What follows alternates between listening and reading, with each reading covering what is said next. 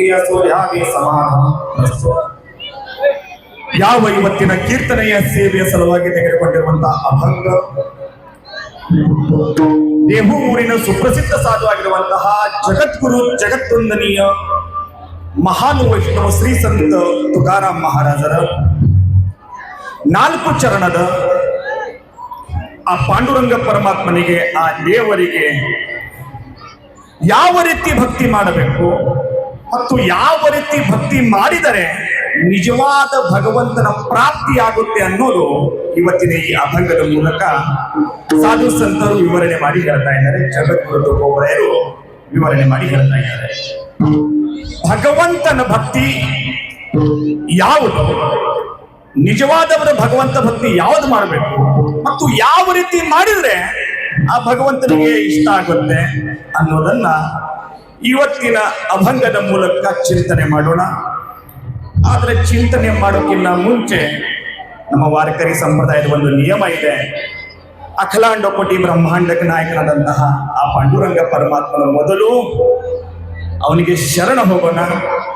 ಜರ ಶರಣ ಹೋಗಿದ್ದೇ ನಿಜ ಅಂತಂದ್ರೆ ಈ ನಡೆದಿರುವಂತಹ ಕಾರ್ಯಕ್ರಮದಲ್ಲಿ ಯಾವುದೇ ತರಹ ವಿಘ್ನ ಬರೋದಿಲ್ಲ.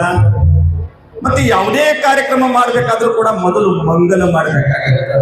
ಸರ್, ಮಂಗಲದಿಂದ ಪ್ರಾರಂಭ ಆಗಿದ್ದ ಕಾರ್ಯಕ್ರಮ ಯಾವಾಗಲೂ ವಿಘ್ನ ಬರೋದಿಲ್ಲ.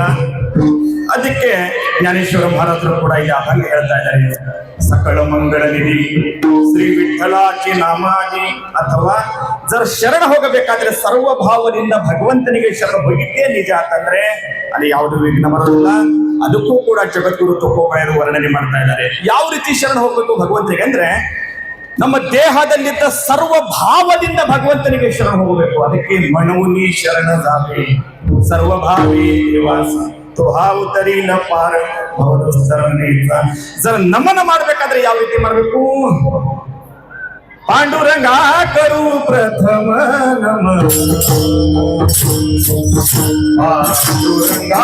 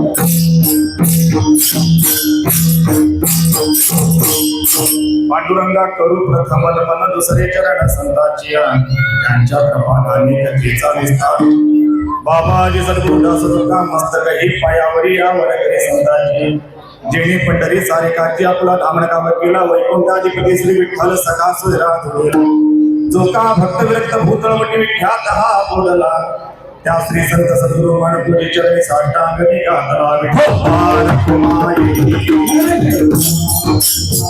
जय विठोबार कुमारी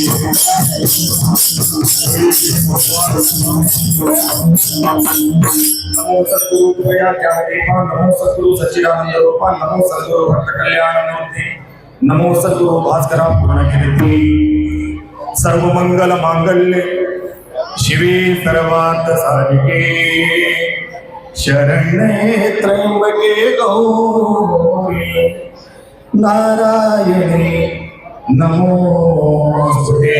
ವಿಠೋ ಪಾರಕುಮಾರಿ.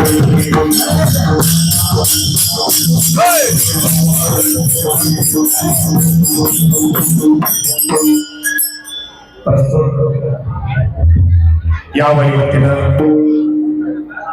ಧಾರವಾಡ ನಗರದಲ್ಲಿ ವಿಶೇಷ ಒಂದು ಜಾತ್ರೆ ಇದೆ. ಯಾಕಂದ್ರೆ ಈ ಜಾತ್ರೆಗೆ ವಿಶೇಷ ಅಂತ ಹೇಳಲಿಲ್ಲ. ಪ್ರತಿ ಊರಲ್ಲಿ, ಪ್ರತಿ ಗ್ರಾಮದಲ್ಲಿ, ಪ್ರತಿ ನಗರದಲ್ಲಿ ವರ್ಷಕ್ಕೊಮ್ಮೆ ಜಾತ್ರೆ ನಡೆಯುತ್ತೆ, ಇಲ್ಲ 2 ವರ್ಷಕ್ಕೊಮ್ಮೆ ಜಾತ್ರೆ ನಡೆಯುತ್ತೆ, ಇಲ್ಲ 3 ವರ್ಷಕ್ಕೊಮ್ಮೆ ಜಾತ್ರೆ ನಡೆಯುತ್ತೆ, ಅಷ್ಟು ಅಂದ್ರೆ 5 ವರ್ಷಕ್ಕೊಮ್ಮೆ ಜಾತ್ರೆ ನಡೆಯುತ್ತೆ. ಅದು ವಿಶೇಷವಾಗಿ ಧಾರವಾಡ ನಗರದ ಮೃತ್ಯುಂಜಯ ನಗರದಲ್ಲಿ ಹಾವೇರಿ ಬೆಟ್ಟದಲ್ಲಿರುವಂತಹ ದ್ಯಾಮವ್ವ ಮತ್ತು ದುರ್ಗವ್ವನ ಜಾತ್ರೆ 30 ವರ್ಷಗಳ ನಂತರ ಐತಿಹಾಸಿಕ ಜಾತ್ರೆ ನಮ್ಮ ಕಣ್ಣಿಗೆ ನಡೀತಾ ಇದೆ. ಅದನ್ನು ನೋಡ್ಲಿಕ್ಕೆ ನಾವು ಜೀವಂತವಾಗಿದ್ದೀವಿ. ನಮ್ಮಂತ ಭಾಗ್ಯವಂತರು ಈ ಕಲಿಯುಗದಲ್ಲಿ ಯಾರಿಲ್ಲ.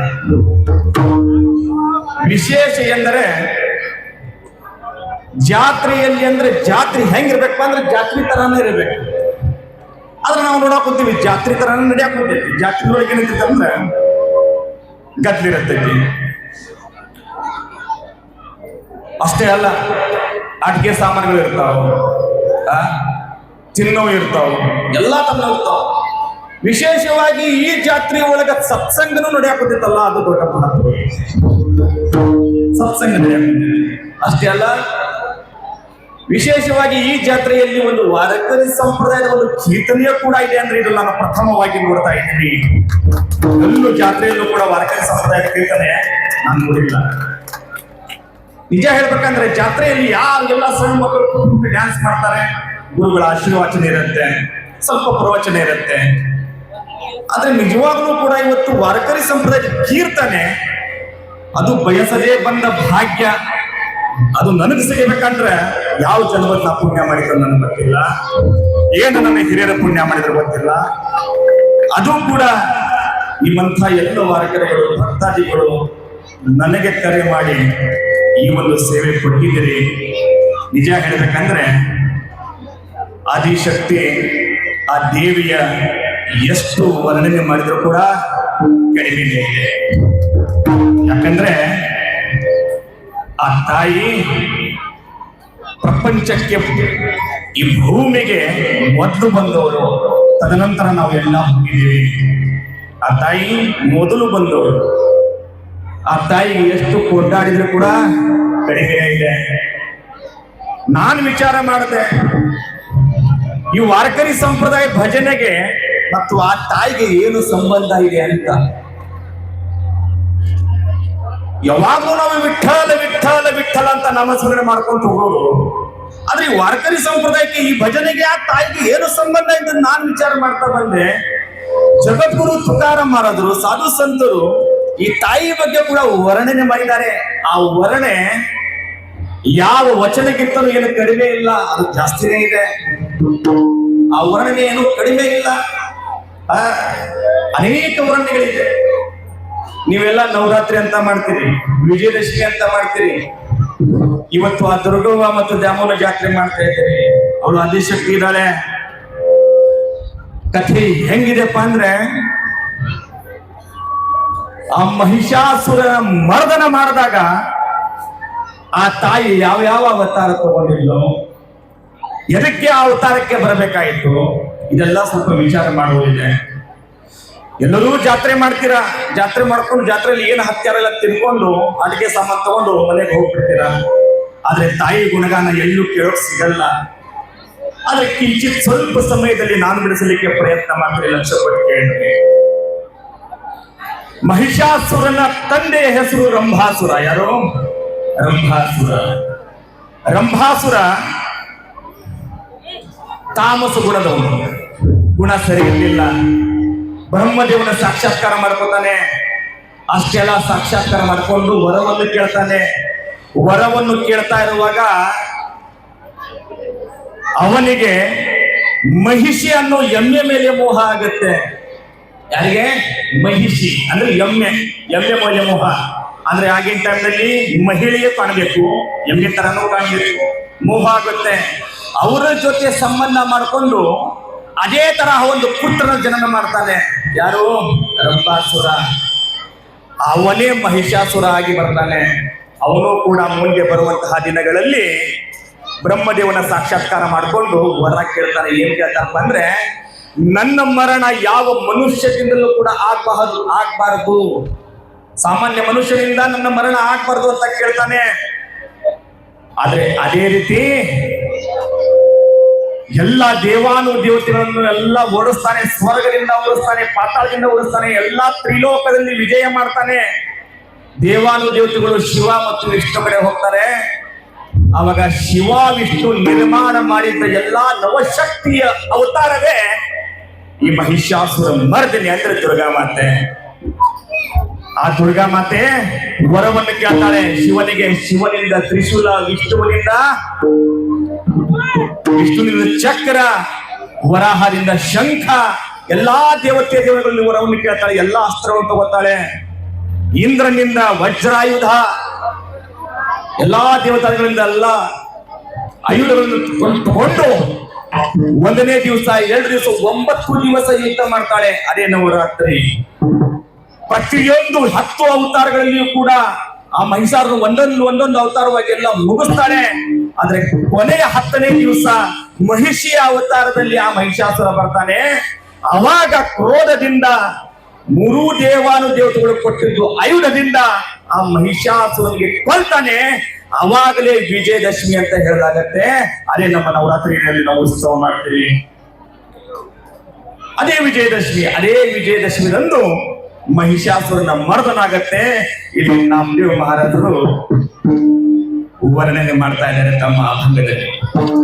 ನಾಮದೇವ ಮಹಾರಾಜರು ವರ್ಣನೆ ಮಾಡ್ತಾ ಇದ್ದಾರೆ. ಆ ತಾಯಿಯ ವರ್ಣನೆ ಸಾಧು ಸಂತರು ನಮ್ಮ ವಾರಕರಿ ಸಂಪ್ರದಾಯದಲ್ಲಿ ಮಾಡ್ತಾ ಇದ್ದಾರೆ. ಆ ತಾಯಿ ಸಾಮಾನ್ಯ ಇಲ್ಲ. ಯಾವ ತರ? ಧರೋನಿಯ ಅವತಾರ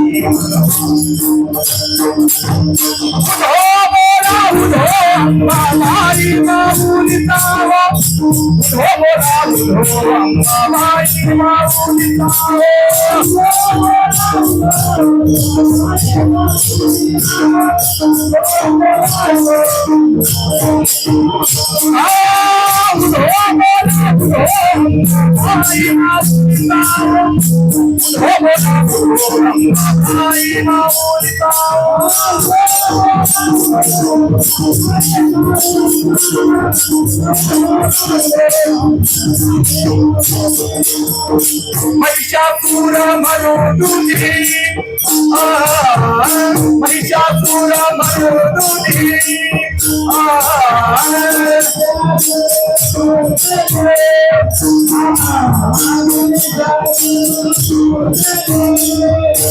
ಆನಂದ ಕೇಳಾರಿ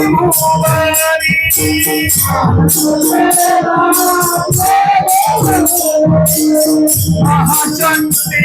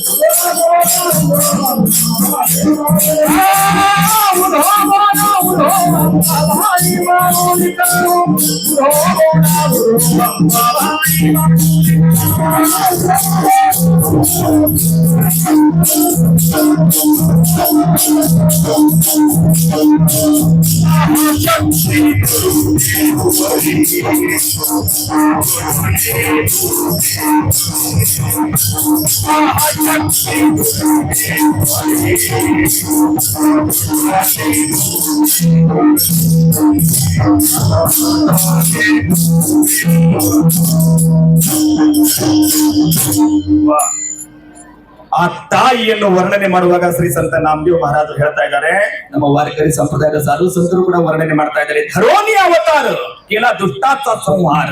ಆ ತಾಯಿ ಅವತಾರ ಒಂದು ದುಷ್ಟರ ಸಂಹಾರ ಮಾಡಿದ್ದಾಳೆ. ಒಂದು ದೇವರು ನಮ್ಮಂತ ನಿಮ್ಮಂತ ಜನರಿಗೆ ಉದ್ಧಾರ ಮಾಡ್ಲಿಕ್ಕೆ ಬರ್ತಾನೆ, ಇಲ್ಲ ಬೇರೆ ಇನ್ನೊಂದ್ಸಲ ಅವತಾರ ತಗೋಬೇಕಾದ್ರೆ ದುಷ್ಟರನ್ನು ಸಂಹಾರ ಮಾಡ್ಲಿಕ್ಕೆ ಬರ್ತಾನೆ. ನಮ್ಮ ತುಕೋಬರಾಯರು ಹೇಳ್ತಾ ಇದ್ದಾರೆ, ಭಕ್ತರಾಕಿ ಪಾಯಪಾಶಿ ದುರ್ಜನಾಚಿ ಸಂಹಾರ. ದುರ್ಜನ ಸಂಹಾರ ಮಾಡ್ಲಿಕ್ಕಾಗಿ ದೇವರ ಅವತಾರ ಹೋಗುತ್ತೆ, ಇಲ್ಲ ಭಕ್ತರಿಗೆ ಉದ್ಧಾರ ಮಾಡ್ಲಿಕ್ಕೆ ಆ ದೇವರ ಅವತಾರ ಇರುತ್ತೆ. ಈ ಎರಡು ಸರಿ ಮಾತ್ರ ದೇವರು ಈ ಭೂಮಿಯಲ್ಲಿ ಬರ್ತಾನೆ. ಆ ತಾಯಿ ಚಾಮುಂಡಿ ಮಹಾಶಕ್ತಿ ದುರ್ಗೇಶ್ವರಿ ಪ್ರಗಟಲಿ ಭೂಮಿವರಿ.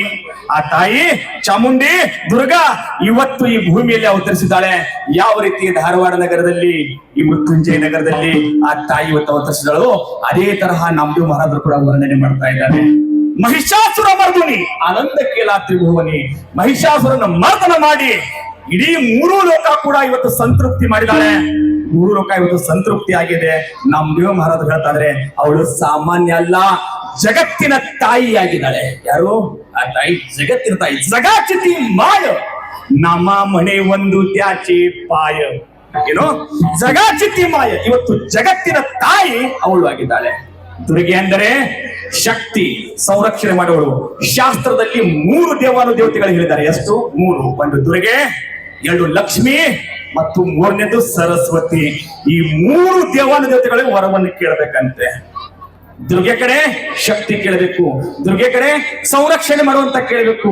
ಆದ್ರೆ ಲಕ್ಷ್ಮಿ ಬಂದಾಗ ಸಮೃದ್ಧಿ ಕೇಳಬೇಕು, ಲಕ್ಷ್ಮಿ ಬಂದಾಗ ಶೃಂಗಾರ ಕೇಳಬೇಕು, ಲಕ್ಷ್ಮಿ ಬಂದಾಗ ಸಂಪತ್ತಿ ಕೇಳಬೇಕಂತೆ. ಕೇಳ್ತಾ? ಲಕ್ಷ್ಮಿ ಎಲ್ಲಿರ್ತಾಳ ಗೊತ್ತೇನ್ರಿ? ಯಾವ ಮನೆ ದಾರಿದ್ರ್ಯತನದಿಂದ ಇರ್ತದಲ್ಲ ಲಕ್ಷ್ಮಿ ಇರಂಗಿಲ್ಲ. ತಿಳಿತಾ? ದರಿದ್ರತನ ಇಡಕ್ ಹೋಗ್ಬೇಡ್ರಿ, ದರಿದ್ರತನ ಇರ್ಲಿಕ್ಕೆ ಹೋಗ್ಬೇಡ್ರಿ. ಎಲ್ಲಿ ದಾರಿದ್ರ್ಯ ಇರುತ್ತಲ್ಲ ಅಲ್ಲಿ ಲಕ್ಷ್ಮಿ ಇರಂಗಿಲ್ಲ. ತಿಳ್ಕೋರಿ. ನಮ್ಮ ಮಾತಿರಿಗೆ ಒಂದು ಮಾತು ಹೇಳ್ತೇನೆ. ಒಂದು, ನೀವು ಯಾವಾಗಲೂ ಶೃಂಗಾರ ಇದ್ರೆ ಅಲ್ಲಿ ಲಕ್ಷ್ಮಿಯ ಪ್ರಾಪ್ತಿ. ಶೃಂಗಾರ ಇರಬೇಕು. ಯಾವಾಗ್ಲೂ ದರಿದ್ರತನ ಕುಡ್ಲಾಗಿಲ್ಲ ಬಿಟ್ಟು ಕೂಡ ಆರಾಮಾಗಿ ಕುದ್ಕೋತಿಲ್ಲ ಮನ್ಯಾಗ. ಆ ತರ ಮಾಡಿದ್ರೆ ಲಕ್ಷ್ಮಿಯ ಪದಾರ್ಪಣೆ ಯಾವತ್ತೂ ಬರಂಗಿಲ್ಲ. ನಿನ್ಗೆ ಸಮೃದ್ಧಿ ಬೇಕು, ಸಂಪತ್ತಿ ಬೇಕು, ಐಶ್ವರ್ಯ ಬೇಕು ಅಂದ್ರೆ ಯಾವಾಗಲೂ ಶೃಂಗಾರ ಆಗಿದ್ದಾರೆ. ಶೃಂಗಾರ ಅಂದ್ರೆ